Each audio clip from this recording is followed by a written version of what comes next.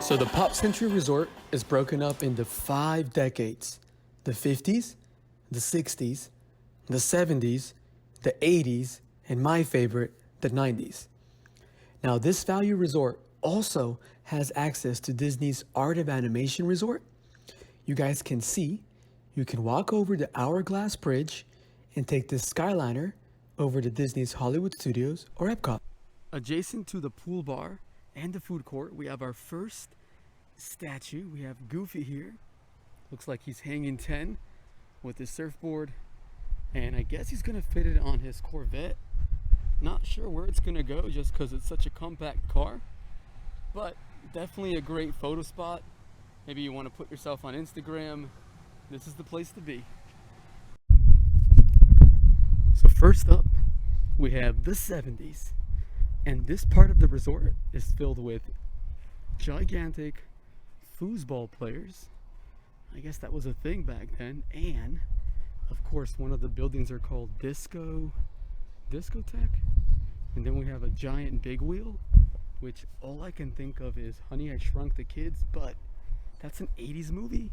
So I'm gonna assume that just maybe Hasbro. Is it Hasbro? Whatever company came up with the big wheel, it must have been in the 70s. But once again, this is a great Instagram area.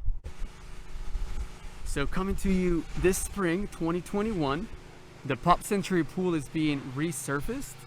I asked one of the cast members and they said that it should be back up by the end of the week. So we're looking at February 28th. If you are making a trip the week of February 28th, no need to fret.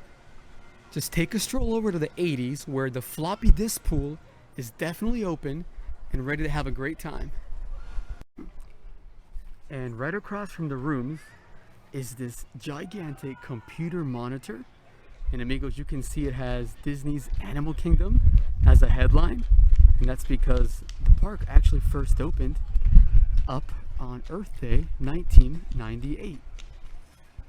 And the third and final pool at Disney's Pop Century Resort can be found in the 50s. Amigos, you can see there's Tramp, and across the trees you can see Lady.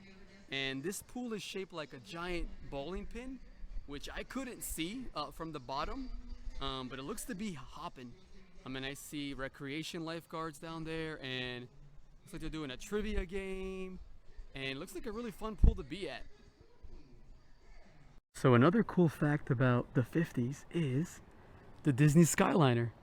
So if you step out of your room, every morning, every afternoon, every evening, you guys can see them float across the bay and onto Disney's Hollywood Studios. So right across from the lobby and the hippy dippy pool is the 60s. I don't know much about this era, but I'm gonna assume that Play-Doh was a big deal. I think this might be the only Instagram spot available in this decade, but nevertheless, if you do stay in the 60s, you have really close proximity to the Hippy Dippy Pool, which will reopen once again February 28th, and it's home to the only children's play area. So as you walk across the resort, you're going to come across a couple of these signs. This one says 1971, Walt Disney World Resort opens up in Orlando, Florida. Let's see, and then the backside says 1970, 126 runners show up for the first NYC Marathon. So signs like these are just some groovy facts that maybe you didn't know, maybe the resort just wanted to share with you. Either way, you can take the sidewalk with these signs down to Disney's Art of Animation Resort and the Skyliner. And as you keep making the path, you guys can see you can transfer to Hollywood Studios, Disney's Riviera, Epcot. Just a simple hop, maybe a jog, or maybe just a leisurely walk. So the operating times for this Skyliner do vary based on park hours. So today Disney's Hollywood Studios closes at 8, so you can take it all the way to 9, We got on right before the rain started. Some cool facts about the Skyline is that you can only fit 10 guests in here maximum. So here we go. You guys can see behind me Pop Century.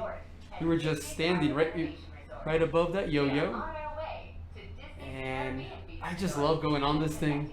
And a safety tip, amigos, remember not to rock the Skyliner, don't lean against the door, don't push against the door, and definitely no smoking. Hold on to your straw hats. We are about to enter the heart of the Caribbean.